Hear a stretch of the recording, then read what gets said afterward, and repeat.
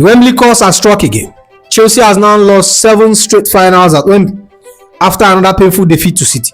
From everything we learned from this game to the controversial referee decisions, the massive impact of Reece James and Enzo Fernandez, and now Xabi Alonso officially confirmed as Chelsea manager. We have a lot to break down, but before we dive into it, if you are new here, welcome to the channel. But if you have been following me for a while, you know the drills. Help your boy get to that 10k subscriber mark. Let's dive into it. Honestly, I'm gutted. After such a traumatic season, this felt like a chance for us to salvage something and end the season with a trophy. But the Wembley caused it again. And that being said, the announcement of Xabi Alonso actually softened the blow. And that brings us to what we learned from this game. It's becoming a recurring nightmare, isn't it? Every time we make that trip to Wembley, we leave our heads in our hands. The Blue has now lost 7 consecutive major domestic finals at Wembley. We walked into this final as chaotic underdog, and honestly, given our season, that was a fair assessment. While trying to shake off a league slump that mirrored our darkest days in 1993. Meanwhile, City arrived like a well-oiled machine, looking for a record 4th straight final appearance. But I have to give credit where it's due. Callum McFarlane actually set us up with a spine. We didn't just get blown off the park like everyone predicted. In just his 7th game, he locked us up into a back three of Fofana, Colwill, and Hato that actually looked like a professional unit. And the numbers tell the story of how close we actually were. 44% possession to City's 56, 7 attempts, 1 shot on target, and XG of 0.90 to City's 1.00.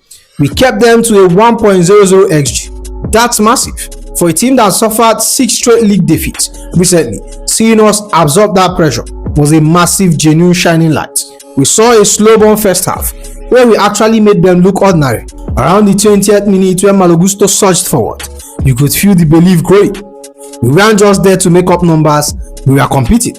But then the familiar script returned. Chelsea has now lost an English football record 4 FA Cup finals in a row and 7 domestic finals in a row since Antonio Conte's side won the FA Cup. It took a moment of freakish brilliance in the 72nd minute to break us. Antoine Semenyo, who has been a revelation for them, hit a back heel flip off a Haaland cross.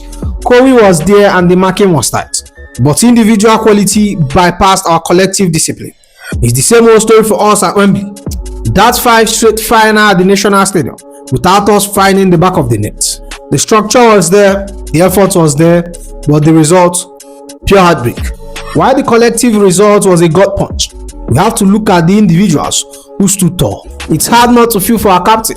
The weight of this Wembley curse seems to sit heaviest on his shoulder. Reece James has lost 4 consecutive FA Cup finals with Chelsea. He becomes just the 2nd player to ever play in 4 final competitions and lose them all. I call him already Reece James because he's supposed to be our constant, our reliable rock regardless of the storm. Having him back in the starting lineup was massive for our defensive solidarity.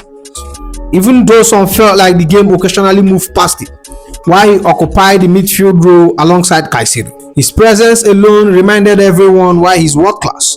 He gave us the bollocks we are missing.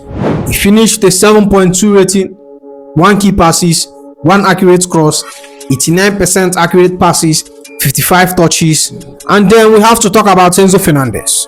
If there was one shining light who looked like he could actually pick the City lock, it was him. Even after a nervous moment in the 28 minutes, that yellow card on Bernardo Silva, he didn't shrink. He stayed progressive, he stayed brave, and he remained the most influential passer we have on that pitch. Enzo finished a 7.2 rating, 1 shot, 60 touches, 1 successful dribbles, 1 key passes, 78% accurate passes, 4 defensive contribution, 1 tackle, 1 interception, 2 recoveries, 7 ground well won. That volley in the 74th minute just whistled over the bar.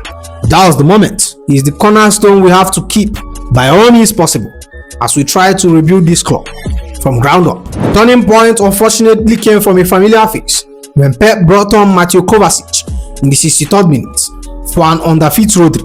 It changed the temperature of the game. Kovacic knew our tendencies.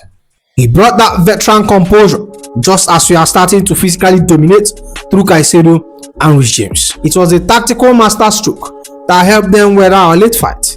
We had the individual quality to win this, but once again, the fine margins and a bit of City's depth took it away from us.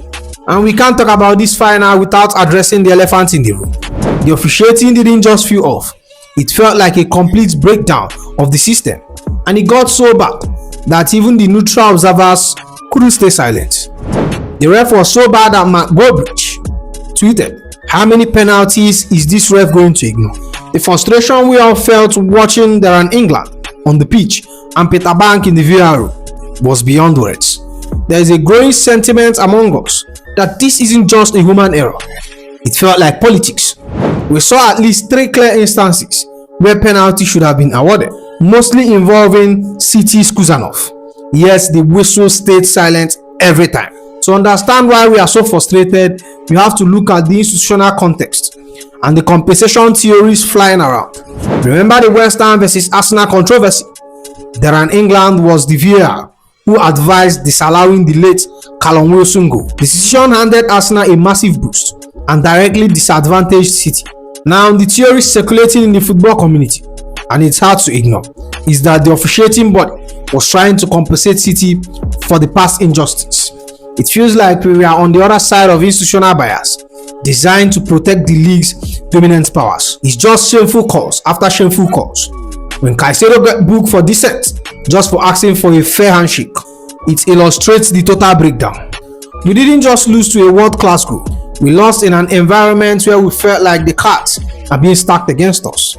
But moving on to Chelsea latest news, and just when you thought the day couldn't get any more emotional, the PR machine kicked into high gear. Within 5 minutes of the full whistle at Wembley, we are still processing the heartbreak. The news started dropping. It was a tactical damage control of the highest order, and I have to admit, it worked. The briefs are flying in from every corner of the industry, and for once, we all are on the same page. The movement started with Fabrice Hawking, and then the floodgate opened. Breaking: Chelsea has chosen Xabi Alonso to write a new chapter in their project. The club and the manager has reached an agreement in principle for a long-term contract. Then the regional and tactical expert joined in, confirming this isn't just a rumor, it's a countdown. Chelsea are on the verge of appointing Xabi Alonso as their new coach. Agreement in principle was reached. An announcement is possible before Chelsea hosts Tottenham. And of course, the man himself, Fabrizio, gave us the word we have been dying to hear. Xabi Alonso has accepted to become Chelsea next manager. Here we go. Agreement is set to be completed. Chelsea prepared official announcements for upcoming days, but Xabi said yes. And David Ornstein had the crucial details that showed how serious this project is. Exclusive: total agreement has been reached for Xabi Alonso to become Chelsea manager. He visited London earlier last week and has accepted a 4-year contract. It's now in process of being finalized. An announcement is expected imminently. Xabi Alonso isn't jumping in blindly. He has already been in London to lay down groundworks. But this is where it gets interesting for us. He's not just coming to pick the team sheet. The title change is a massive signal of intent. As the Athletic reports, Xabi Alonso has been appointed as Chelsea manager rather than head coach, signifying a wider remit than purely tactical. Fabrizio Romano adds, Xabi Alonso will be announced as Chelsea manager very soon on a 4-year contract, valid until June 2030. Everything agreed, and Xabi will be in London in the next days to start his new chapter. Understand he'll be very much involved in Chelsea summer transfer plans, and we have wanted this for years. Even back in May 2024, the board was talking about this. Chelsea want to build a Xabi Alonso type project. They want a manager who likes possession, a team that can lead the game. The most satisfying part is seeing off the competition. Despite the links elsewhere, Xabi chose us. Liverpool remain adamant that Ancelotti is not about to be sacked, while there are claims that Xabi Alonso has expressed a preference to work with Chelsea squad in any case. And the dressing room is already buzzing. You can feel the shifts in the energy already. As Matt Law reports, Chelsea players are said to be excited by the prospect of Xabi Alonso's appointment. He adds, this isn't just a head coach coming to coach the owner's players. While Chelsea has not promised Xabi Alonso full control, he will be given more meaningful role in the club's decision making than some of his predecessors. The timeline is set, the flight is booked, the mission is clear. And Fabrizio adds, Alonso personally met with Chelsea before the final. The contract is done and he will be in London in the next few days. Get ready, an official announcement is coming. And honestly, I enjoy those briefs. It's the first time in a long time I've felt the owners and the fans looking at the same map. The rumors were one thing, the briefs were another. But the notification we all have been waiting for finally hit the screen. It's no longer a here we go. It's official. Xabi Alonso unveiled and confirmed as Chelsea manager.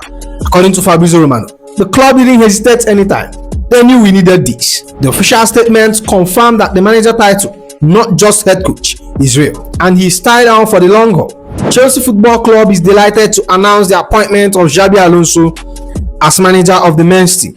The Spaniard will begin his role on July 1st, 2026, having agreed a 4-year contract at Stamford Bridge. Welcome to Chelsea, Xabi. And even Xabi took to his Instagram to let us know it's mutual, replying with, "It is an honor." When you hear him speak, you realize he understands the weight of the badge. He isn't just here for the paycheck, he's here because he knows what to represent. Xabi Alonso on his appointments. Chelsea is one of the biggest clubs in the world, and it fills me with immense pride to become manager of this great football club. He adds, there is a great talent in the squad and huge potential at this football club, and it will be a great honor to lead it. Now let's focus on the hard work, building the right culture and winning trophy. The mention of building the right culture is everything. We have felt like a club without an identity for far too long, drifting between systems and philosophies. But with Xabi, we aren't just getting a big name, we are getting a tactical blueprint that has already conquered the Bundesliga. As Leon Tuemi states, Xabi Alonso's football at Leverkusen was built upon the principle that many modern coaches embrace: aggressive pressing with control and creation through possession dominance. But his team distinguishes themselves through superior organization, with and without the ball, exploiting spaces to play to the specific strengths of their personnel. That superior organization is exactly what we need to avoid more Wembley heartbreaks. We saw glimpses of it under McFarlane in the final, but Xabi Alonso takes it to the next level. He isn't just going to force a system, he's going to exploit the strengths of players like Enzo and Reece James. But more importantly, he's coming in to fix what is broken behind the scene. The hierarchy finally seems to have looked in the mirror and admitted that the season was a failure.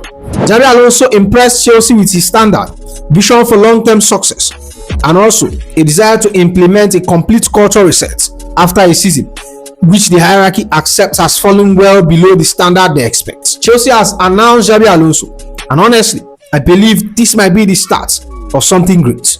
We had the talent, we had the data, but now we finally have the leader who can bridge the gap between potential and trophies. And honestly, July 1st can't come soon enough. And with that said, that's the end of the video, my friends. Make sure you like, comment, and subscribe, and I'll see you in the next one. Igobi.